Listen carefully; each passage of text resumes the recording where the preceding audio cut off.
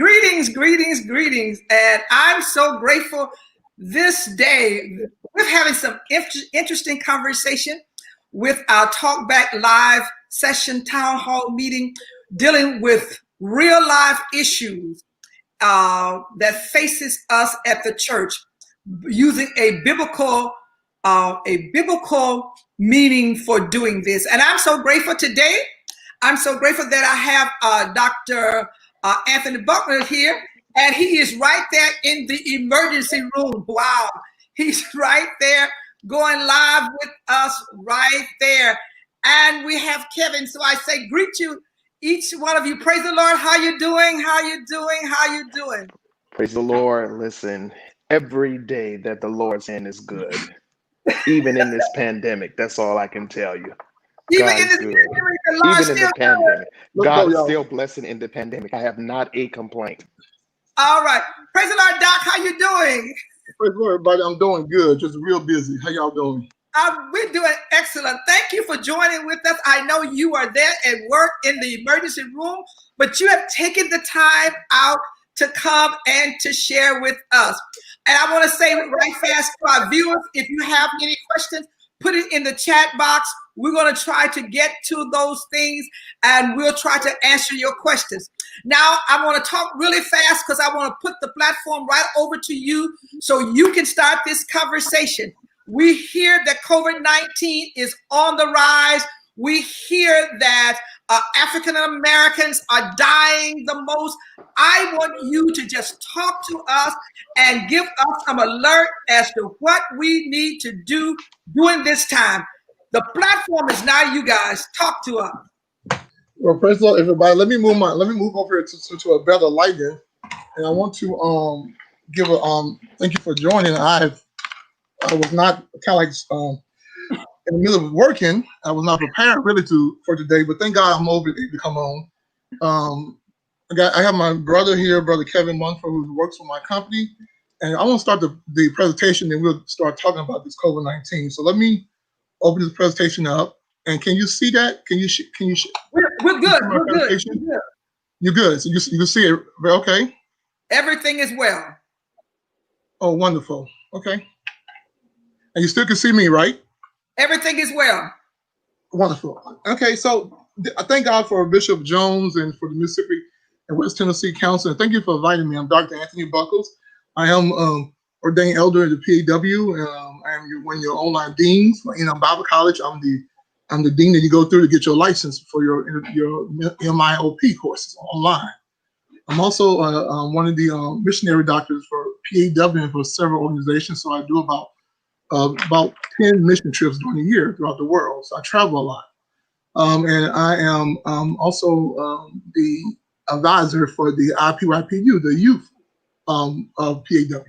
I'm their financial advisor, so I help monitor their finance wealth. PAW.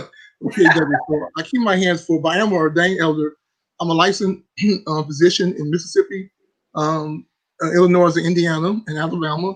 And I presently is working right now in Mississippi. I work for Natchez Mary Health, Anderson Hospital Meridian, and also I'm a VA doctor in Jackson, Mississippi, and I work in Gulfport, Mississippi at Gordon Park. So I stay busy. I've been doing COVID-19 since it came out, frontline, and have learned a lot for this during this pandemic season. So we're going to talk about dealing with our health, mental stability, and spiritual survival. I do have a company that I formed about 3 months ago called Dr. D and Associates, and we have been doing platforms to help pastors and leaders to go back into their churches. We have a educational piece that lasts about 2 hours, where they call our company, and then we deal with a virtue and we teach your staff. So I have Kevin Munford, my chief executive director, and also he's a church executive director in Chicago. And I have Deacon Omar Thompson out of Philadelphia, who also handles the business aspect of and the appointments of my company for COVID-19. So Dr. D Associates, we are just designed to help church leaders during this COVID-19 session. If you need our team to get on virtual with your staff, please feel free to call us and let us give you some information. And with saying that, the council have planned on having you to come back and do a session with our pastors. I just want to put that little plug in. Come on. Wow, wonderful. Well, you would totally enjoy it. I mean, we've had several bishops and several pastors to bring us on. Listen, this plague, this pandemic, y'all, is not new. I know it's new to you, to a lot of people, but we've had pandemics forever. I just want to tell you a little history here. There was the Black Rat Plague. Way back then, it killed about 30 to 50 million people. Look at this right here. Back in 1347, we had the Black Death, the bubonic plague. It killed over 200 million lives in 4 years.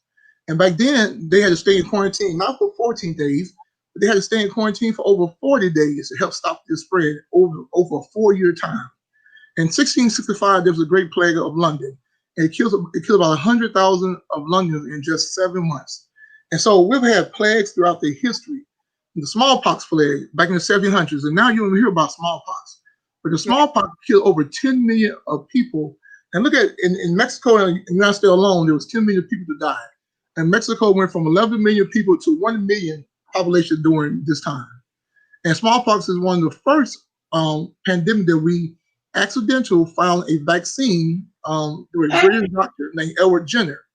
And now you don't hear about smallpox. It was totally eradicated back in the 1980s.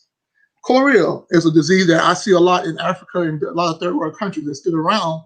Well, cholera first came out and it contaminated water. And we had people who died. 1 million people died in Russia, and 1,500 died in America. And so now we have a vaccine from this. It formed back in 1998. The Spanish flu, you all hear about this, back in 1918. You had over 50 million people die worldwide. Okay, and it took them 2 years almost to get this under control in America, over 2 years. The Asian flu, back in 1957, killed about 14,000 people. And the second wave came. Okay, look at it, the second wave came in 1958, and it killed about 1.1 million deaths global, with 116,000 deaths in the United States. And we have a vaccine for that, and now you don't hear about the Asian flu anymore. And then the pandemic that we all know about, that we all living through, is HIV AIDS. Back in 1981, this disease is a pandemic, and it has killed over 35 million people died of AIDS since the discovery. 35 million people have died, and yet we still have not found a cure for this virus. And then we know about the SARS in 2003, and now when we call COVID-19 2019.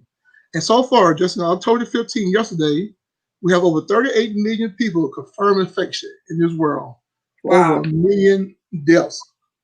Okay, so our life has changed. Y'all know when this pandemic first came out, I remember back in March, we had about maybe 4 or 5 deaths in the whole country. And 1 month, we went from 4 to 5 deaths to over 200 deaths. And then by April, we was in the thousand numbers. This pandemic has spread so fast.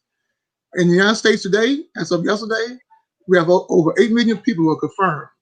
We have over 220,000 that have died. But look how many people, we never talk about how many people have recovered. We actually have over 5 million Americans who have recovered from this pandemic. 5 million. Yeah, so we never talk about that, but people are recovering without a vaccine, without medicine. Okay?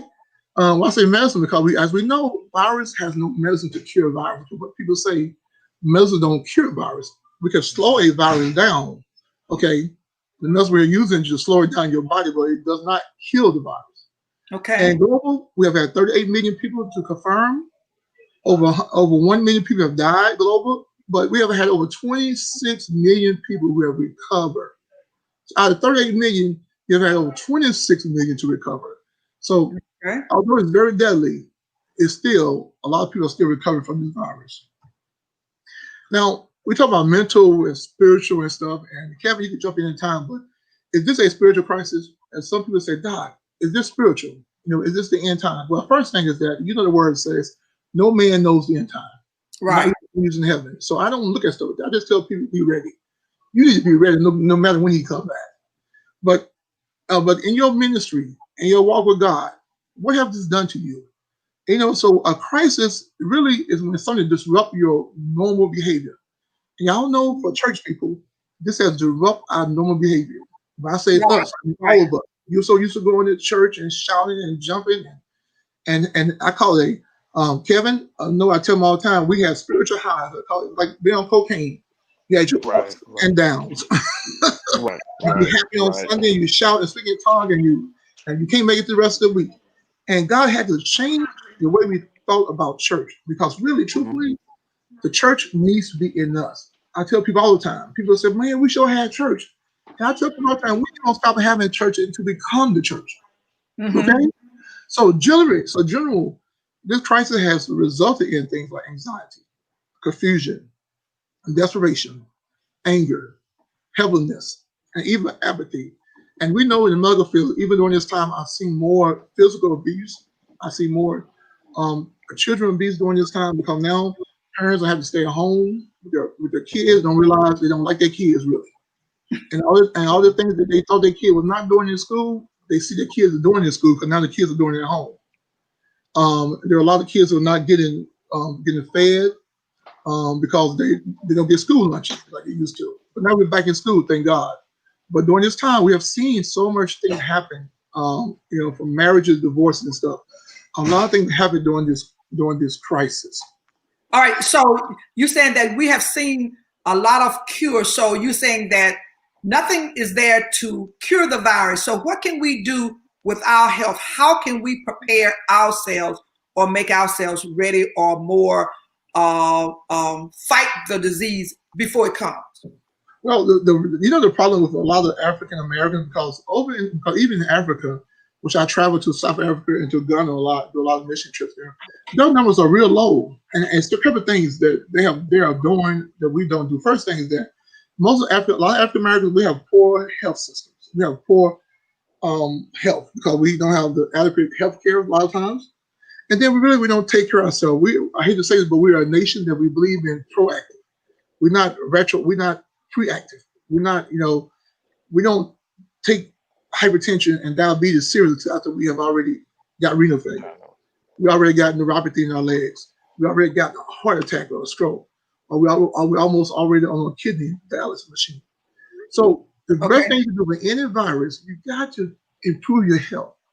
You got to take care of yourself. You got to improve your immune system because the best treatment for a virus is what God has already given us, our immune system. Okay? So that's what it has to do with resting. It has to do with taking care of your blood pressure, eating the right stuff, drinking enough water. I mean, we got to do it. We got to do better because now, this is mine. I'm going to my 18th year to being a doctor, and we have so many kids who have diabetes. A lot of kids have diabetes, and a lot of our kids, especially African American community, and a lot of our adolescents now have high blood pressure. They're 12 years old, 13 years old, 14 years old, weighing 240 pounds, weighing 300 pounds. And I know when I was growing up, we didn't weigh 200 pounds, 300 pounds at that age because we played outside. We had gym. I'm from Mississippi, so we ate from the yard. We had beans and collard greens, and we ate cornbread and chicken and stuff.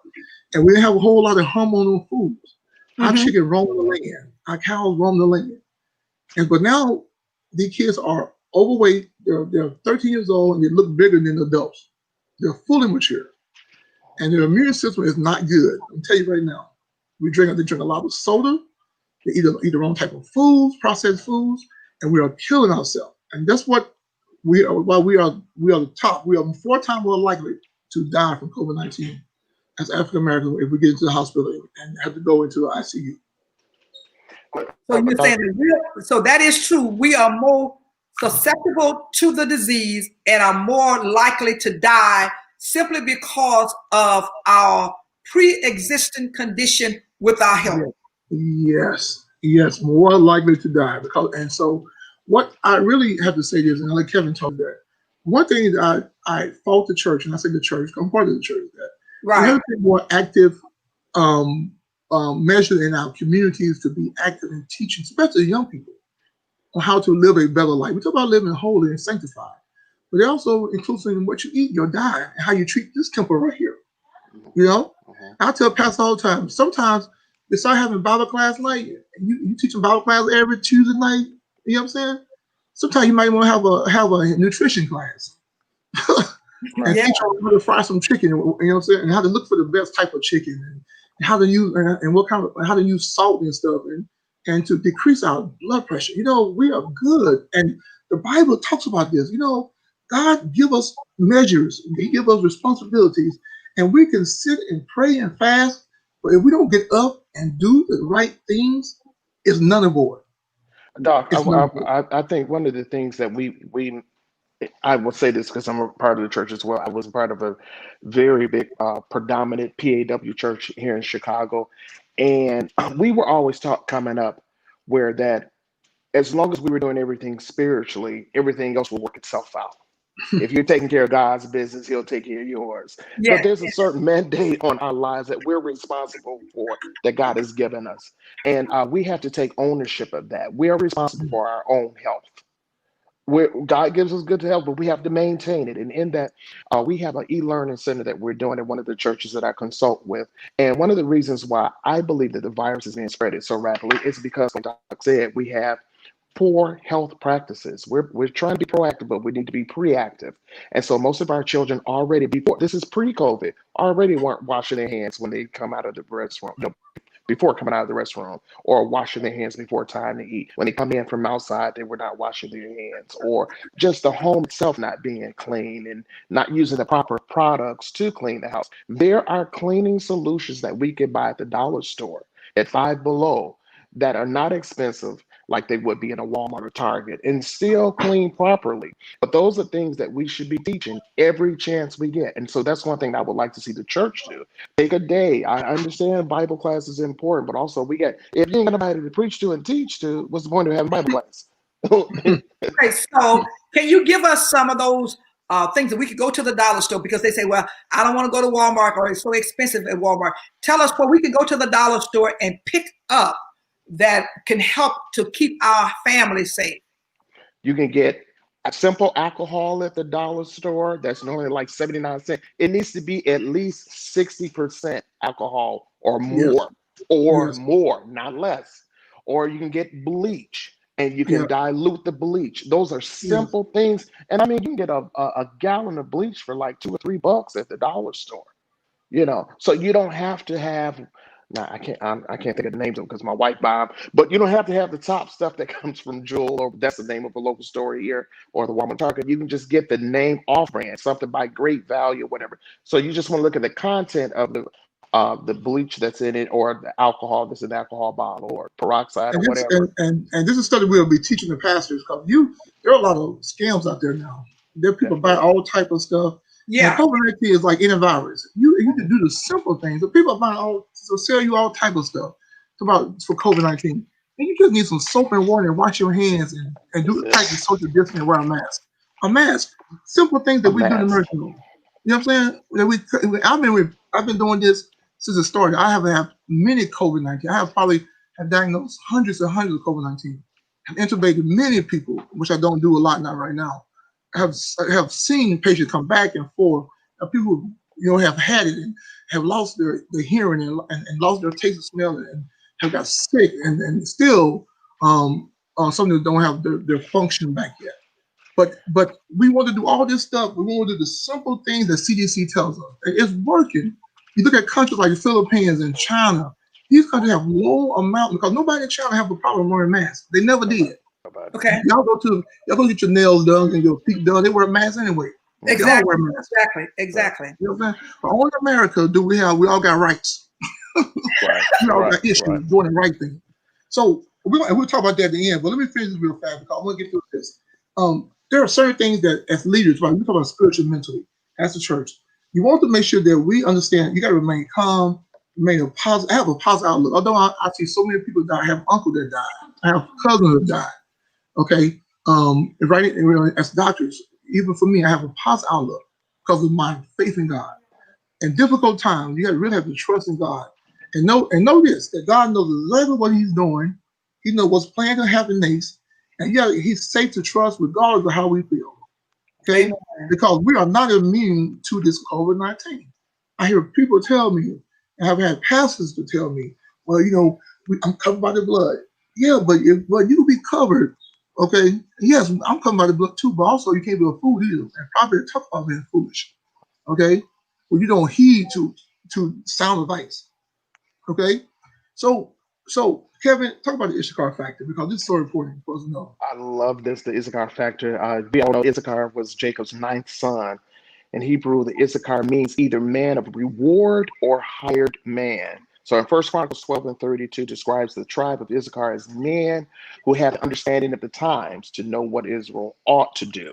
They were men of experience, having knowledge of the world. So the church needs to practice the Issachar factor. So one, you need to understand the times that we're living in spiritually and physically. I think we, on the church side, we got the spiritual side. It's the physical aspect and the natural state. We need to Right. be more cognizant of Mhm. COVID-19, which is something Doc will teach on about. You hear so much different language. Some people talk coronavirus, coronavirus, and then some people say COVID-19, and you'll understand what Doc begins to teach about. There is a difference. So then you need to know what the church should do during the COVID-19 pandemic season and post COVID-19. We need a plan for after. Now it's going to be a while, but we Mhm. need a plan. What are we going to do when this is over? What is church going to look like? What is ministry going to look like? Yes, Right. yes. Right. Right. So, That's a very good question. What is so ministry those, going to look yes, like go ahead. after we come out of this? Yes. So those are things that we teach even from my company because we don't know how you going to look when you get through this. Okay. But there are some things I want to talk about real fast. There's some leading qualities during this COVID season.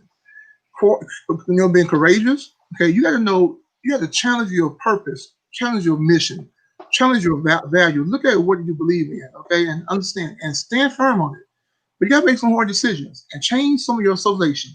You got to be well informed, and that's what I tell people. If you've been watching me through the months on my Facebook page, I'm going to inform you. I'm going to talk to you like I would talk to my brother and sister and my mom. Okay, right Okay. there. Give us your Facebook page. So those that have not gone to your Facebook page, right there, put a plug in for your Facebook page. My Tell Facebook page is. I'm gonna get back on starting next week. Okay, I've been out for 2 weeks. I had a lot of stuff I'm doing, but it's Sure. but it's Anthony Buckles. Okay, so you look up my name and it should pop up. Okay, just my name and you should see the MD behind it. Yeah. Okay, and you see my picture. So Okay. Anthony Buckles. Okay, and so when you go back and you can watch all my videos, I've had so many videos. I've had hundreds of thousands of viewers during this season watching my videos and to teach on COVID-19. Okay. Great. So Very good. humility. Kevin, we talk about this all the time, but I tell people so many times we led people, even in the church, we led people by looking at ourselves. But this COVID-19 made you to stop looking at yourself. But you got to leave your eyes on others. Okay. Yeah. So I know for me, for a fact, in ministry, I've always been humble, but I've become more humble. I've become more aware of my surroundings. I've become more aware of other people's feelings, even when I'm ministering, even in the emergency room. And you gotta be uncertain. You gotta be there uncertain, unknown, but people need to know who they can trust in. So this season has humbled us. Um, we got to be resilient. And resilient is more than just bouncing back. Okay, I put this down. The true resilience means that you have to stay focused. You got to be in a purpose. Some of us has found out. Truth, ask ourselves, what have our ministry been doing the last 20 years? What purpose have we been on that corner in that city? Have we just been there just having a church? Have we made a purpose in that city? Have we made a purpose on our block? Okay. And so this pandemic season will challenge your purpose.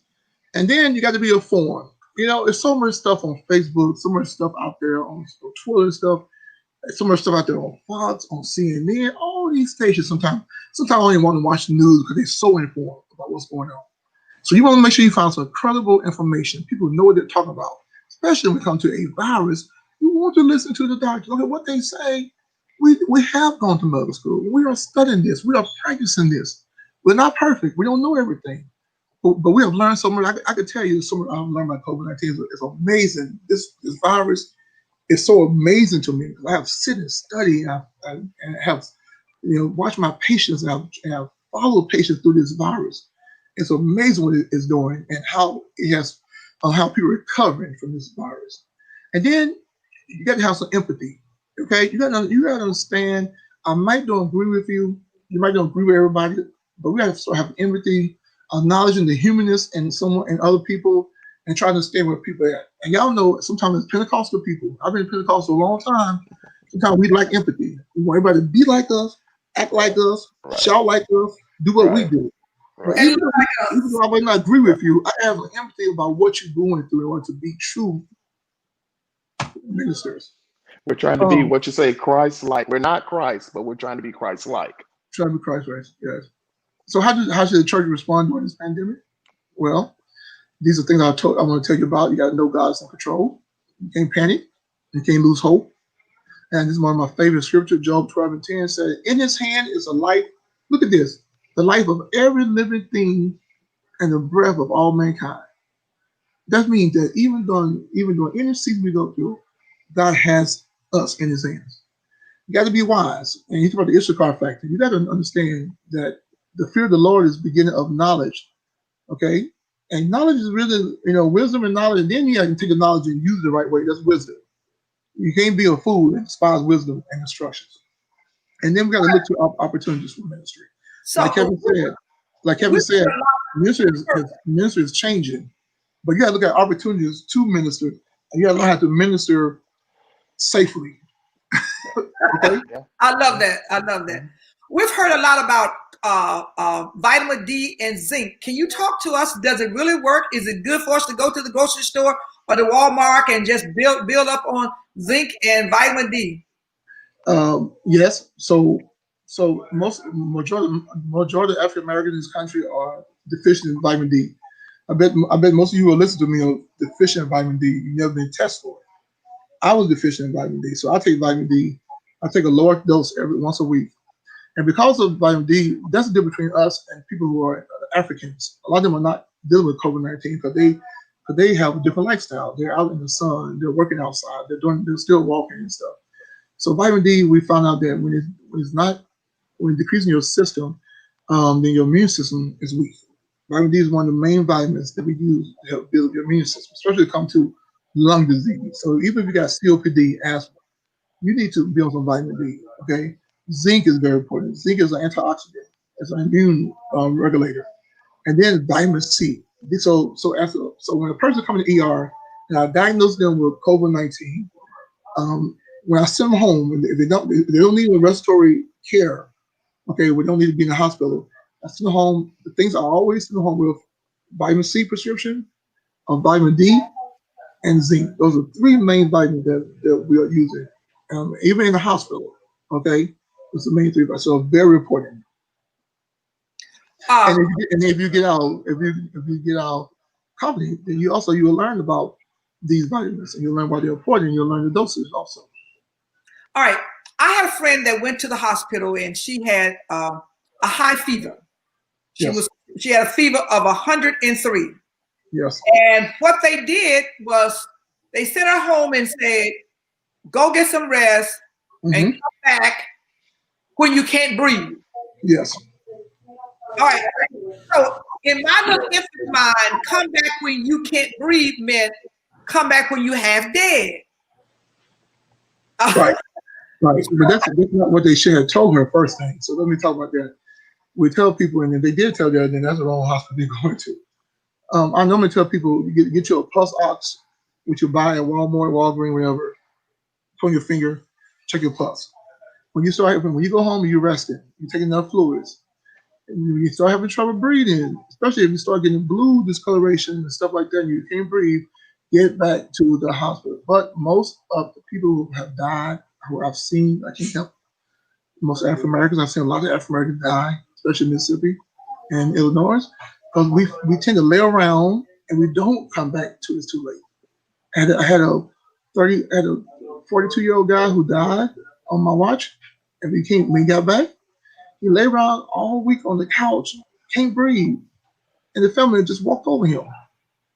And when he finally came back, his pulse ox was so low, in the 30s, that we had to eventually intubate him. He died a day later. Okay? So no, you don't lay around till you can't breathe. You have trouble breathing when you come back. Trouble breathing. So you're saying, so if a person feels that they have a fever, because many of our children are back in school and they're coming back to the environment, and our homes are not of such that you can social distance. So the child is coming back and grandma's there and grandpa's there because they're living with their grandparents, and they really can't social distance into various rooms. So how can we try to secure the family if somebody's in the house with COVID-19 or Well, with coronavirus? well, you know, these are so. I'd like to talk about this. There's a whole lot of information there. I can't do it for 5 minutes, but you know, when a person gets COVID-19, it's all about isolating yourself in your house. And everybody in the house really is supposed to be on quarantine, which we don't do, which we really don't do. If a person in my house got COVID-19, I've been living in the house with them, I'm supposed to self quarantine myself at least for 7 days. Okay, which means that I don't supposed to be going to work or going anywhere, really. But we don't do that, and that's why it's under control. That's why in this country we're still on the rise. Although there are some states that are going down, you know, it's up and down, and now we're into our flu season. Now we're seeing people come in with the flu. We're seeing people come in with asthma attacks, COPD exacerbations, congestive heart failure exacerbations, and with the COVID-19. So it's becoming a problem. So how can I tell the difference in, because I've heard some folks say it's just my sinus. How can I tell the difference in it's just my sinus and I have COVID-19? Because I'm hearing that the symptoms are so similar. Well, but COVID-19 has so many symptoms now, you can't tell. You really can't tell the difference. Really, I've had people come in with scrotum pain. And I check them out, and they had COVID-19. Whoa! I have people come in, you know. So you know, sinuses things. Sinus, you know, you have the drainage, you have the pressure, you have the fever. But not that. But now we know COVID-19 affects your heart. It's people that come in, young people having heart attacks or having myocarditis of the heart, inflammation of the heart. COVID-19 is doing the lungs. We know the lungs are the main thing. Okay, COVID-19 is affecting the GI tract. A lot of people are having it like to attack the GI tract. A lot of people have diarrhea, massive diarrhea. COVID-19 is called renal failure. People are going to kidney failures, which are being kidney failure. COVID-19 is affecting neurological symptoms. A lot of people are losing their taste and smell. People are losing their hearing. People have a ringing in their hearing. People are having strokes. COVID-19, unlike the flu affects your lungs. COVID-19 is a different type of virus. Okay, what your president said.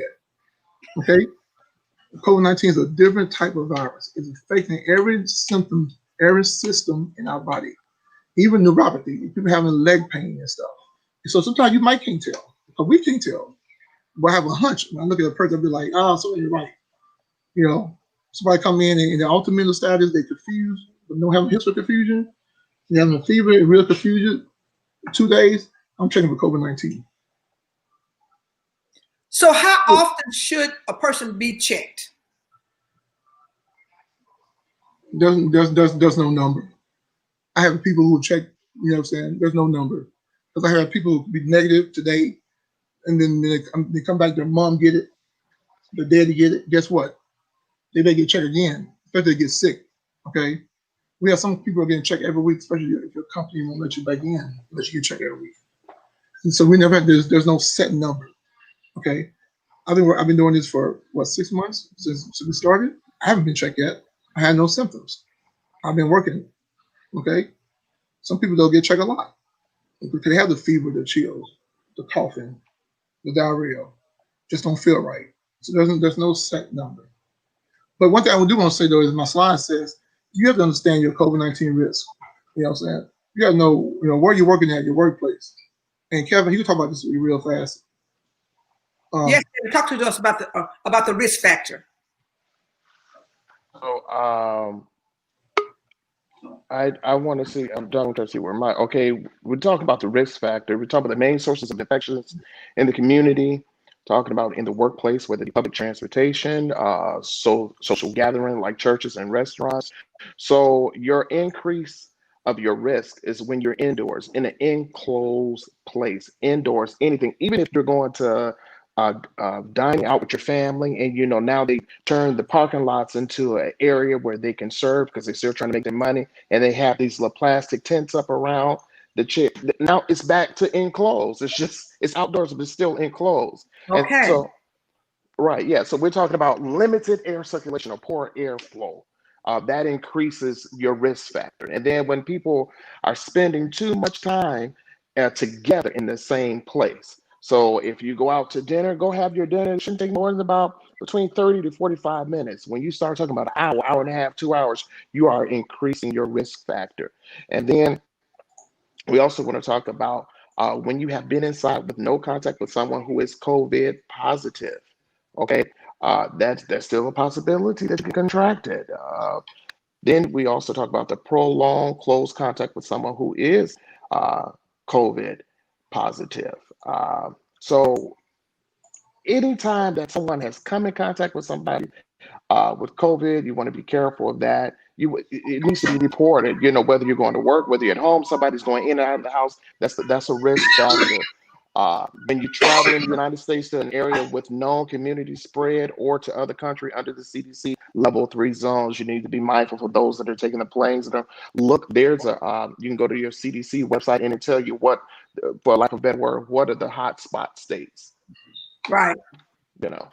And Kevin, let me say real fast, Kevin. One thing he said about this. Yeah, I know some of y'all say you got to go to church. You missing church. Well, first thing, I want you to talk about that. Talk about this. So first thing, you are the church. It's not one thing. I pray at home. Yeah, I know I'm a musician, so I have my piano at home. I worship at home. I know my relationship with God is so strong.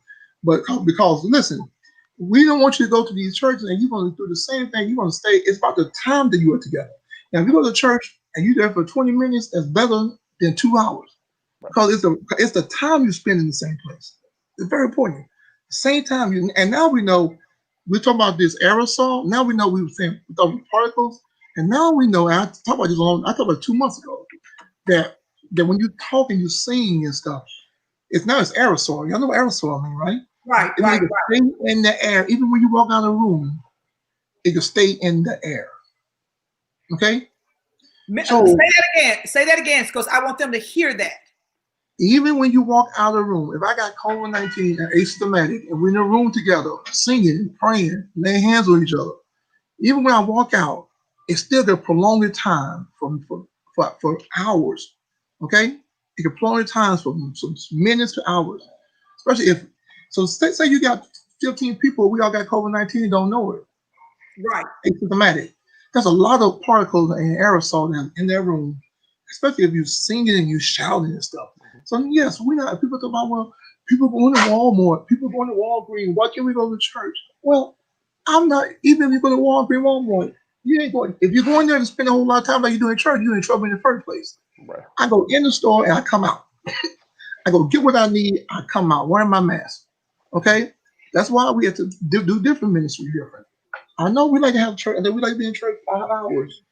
But you can't, you have to go in. If you don't have church now, you gotta let the people come in, get what they need, and leave out. Sing one song, pray, get the word, and get out of there. The best way to encourage that safe practice is this. Currently, we've been doing, I don't know about actually in Mississippi or Tennessee, but in Chicago, people are still doing virtual church. Some have opened up, but they're keeping the numbers to 50 people or less. My motto is this: if you can have virtual church in an hour, you can have live church in an hour. You should not be superseding the amount of time that you do virtually, because you've prayed, you done praise and worship, you give announcements, pastor has preached, and everybody went out singing hallelujah. You should be able to do the same thing in person. One of our persons in the chat room said that he worked as an RN in the long-term care, and he contacted COVID even though he was wearing his PPE. But now they're saying something about the eyes being a root for COVID. Can you speak to that? Well, we don't. Well, we have said that before. I don't think people pay attention to it. We talked about the eyes, the conjunctivitis. When it first came out, we talked about that. In my section, I talked about that. So so the reason why we said, because if you get COVID and you cough in your hand, and you cough and you touching your eyes, or you know what I'm saying, or you touch something, people touch something in their eyes. The eyes can absorb that because it's so close to the nasal, all this together, right? Right. Okay. So we think, and people realize, we even said one time, even the GI tract the other way through the rectal. When it first came out, we was talking about that. Okay. So, but the chances are so low when it comes to eyes and rectal area. But yes, and even I hate to say, even in the ER and stuff, we weren't on protection. somehow we still get it because we still, okay, how protected you are, we let our guards down sometimes. We don't try to. You know what I'm saying? Because there'll be a way you go take your gown off, take your gloves off. And now we have really been relaxed because we understand the disease. Before we wore so many PPPs. We still wear them, but we don't, but we know we understand the pathology of the disease now and how the virus affect us. And talk about the vaccine. I'm just, the vaccine. I know a lot of people are happy that Trump said, but let's tell you something. The vaccine now that they're making now, we have already stopped the vaccine in a lot of places because of the side effects. See, when you're making the vaccines and you have to have people, you have all these studies to do. You have to volunteer to take these vaccines. And it takes months and months to make sure this vaccine is safe. I'm telling you right now, as a physician, I am not the first person to volunteer. I'm gonna let all y'all take it first. And if you don't lose a limb and lose hair and go to kidney failure, Whoa, and then whoa, I'm whoa, whoa, whoa. gonna Okay. take the vaccine later. Hold it. Say this once again. Now, Because you saying that the vaccine is now on hold. That's what you said first. Because they have already had some side effects from it.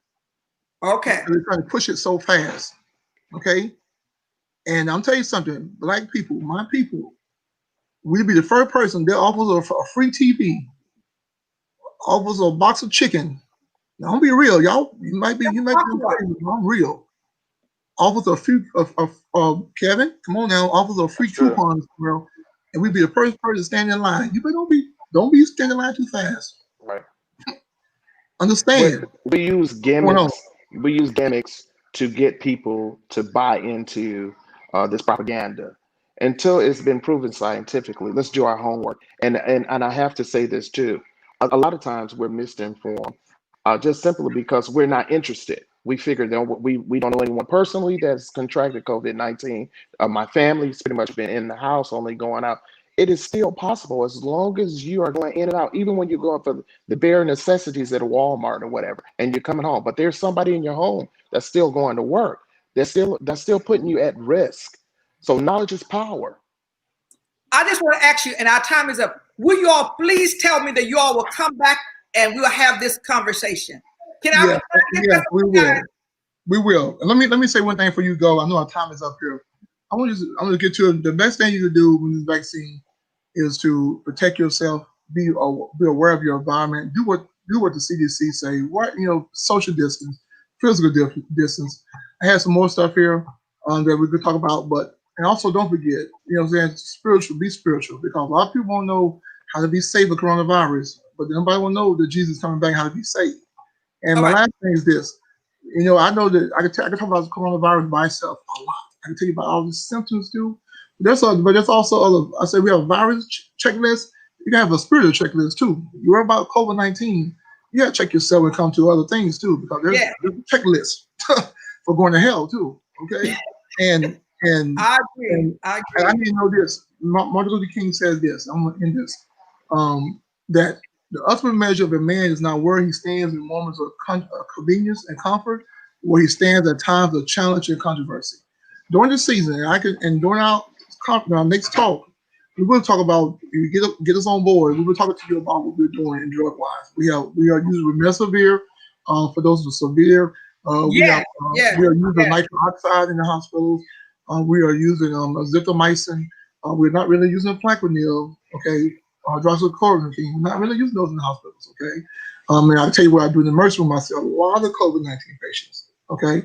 But I hope that we have challenged you a little bit, understand that this disease is not going nowhere. It's a pandemic, and eventually it's going to become endemic. It's going to be just like the flu eventually. You're going to get COVID-19 every year. Okay. It's part of us. And I just want you all to promise me that I can set this session up with you all real soon, like in the next 2 weeks, that we can come back. And I know, Doc, you're busy. Kevin, I know you're busy, but we got to have this conversation to be educated and to be informed as believers, not only about the COVID-19, but what it means to us spiritual as well as natural. Yes. And I thank you all so much. And I promise you, I'm going to be in contact with you, and I'm going to let our viewers know when you are going to come, and we're not going to have this set block of time. We're going to come back on and we're going to have a conversation so we can talk about this some more. Yes, Thank we got a you. lot of stuff to talk about. Yes, thank you for inviting me. I'm thank y'all for this time. I know I try to keep focused, and it's hard when you're working. But next time we come back, I won't be working. I promise. They'll make sure I'm not working. Okay. Yes. All right. Thank you so kindly. Thank you, Kevin. Yes. Thank you, everybody. God bless All you. right.